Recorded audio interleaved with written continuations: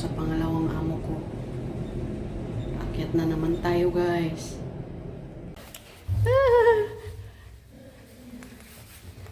Papi! Ka! So cute na dog. Pauwi na ang pobre, guys. Ang pobre nga lindahaw.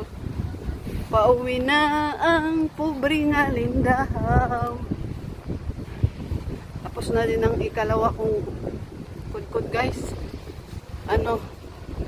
Naka 4 hours din. Yun kasing yung isa ko kasing trabaho sa pag-umaga. Doon katapusan ng sahod ko doon. Katapusan ng buwan. Dito naman dito, pagkatapos ng trabaho, ibibigay nila agad. Inaantok na ako, guys. Wala pa akong kain. Pag uwi ng bahay, ano kayang maharbat?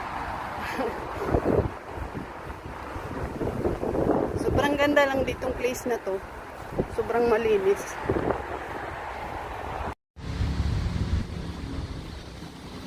Ganda talaga ng view dito, guys, oh.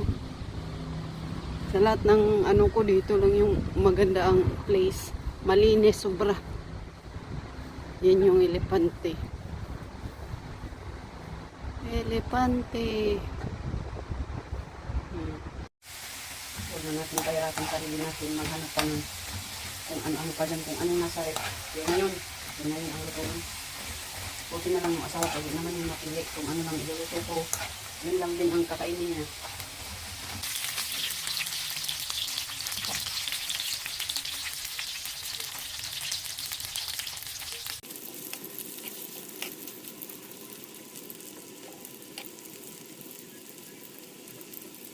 Ayan na, guys, ang ating chicken nuggets. Luto na talaga siya. Diba ang bilis lang?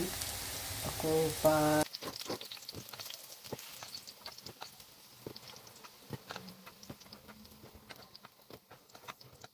Ayan na. Tapos na ang chicken natin. Ayan. Umuusok talaga. Ang sarap kainin pag umuusok pa.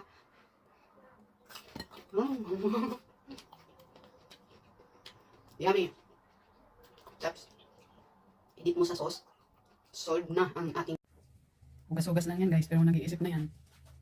Nag-iisip na kung anong susunod yung kakainin. Kasi, guys, parang galit na galit na pinaghugas. Kasi sa amin, guys, akong tagaluto, siya naman tagahugas. Ayan. Sabat. Ala, sige dong, kumbati.